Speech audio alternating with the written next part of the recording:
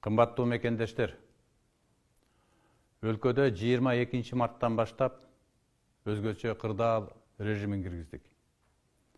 Анын башкы максаты коронавируска каршы күрөшүү.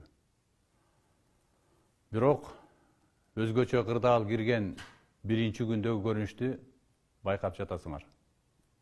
Тилекке каршы өкмөттүн канчалык көргөн аракеттерине карабастан бүгүн биздеги көрүнүш абдан өкүнүчтүү.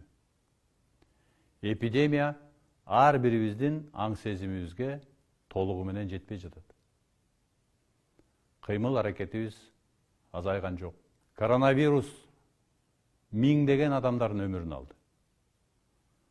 Жоопкерчиликсиз жарандар аны көрүп турсаңар да, өзүңөрдүн кенебестигиңер менен башкаларга коркунуч алып келип жатасыңар.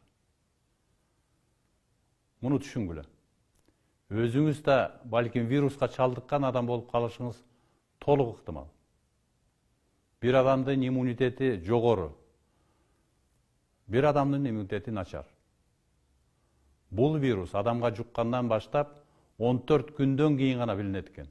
Ага чейин вирусту сизге ким жуктурганын, сиз канча адамга жуктурганыңызды билбейсиз. Вирус алыс жакта эмес. Вирус ар бирибиздин жаныбызда.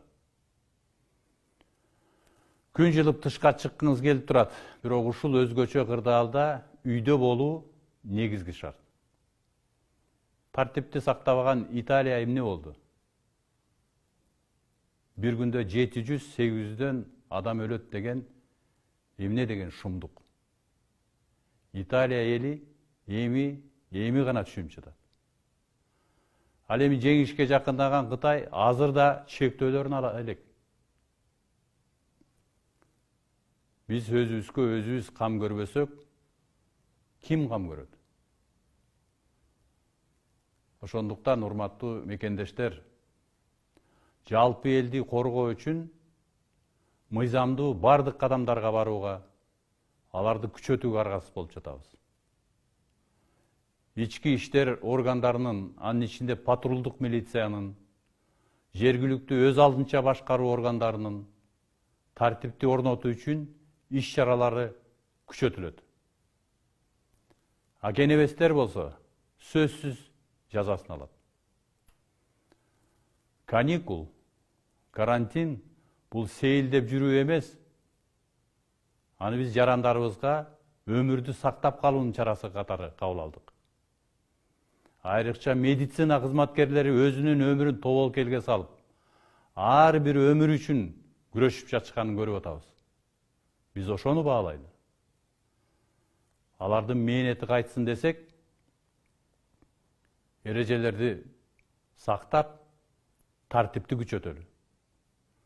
Өзүңүздөр да бири-бириңиздерди контролго алыңыздар. Баарыбыз эртең эмне болот деп тынчсызданып жатабыз. Өзгөчө кырдаалды киргизүү чечими адамдардын укугу чектелгенине, экономикага абдан оор кыйынчылыктарды алып келерине карабастан кабыл алынган чечим. Бүгүн баарыбызга жеңил болгон жок. Муну бардыгыбыз түшүнүп турабыз.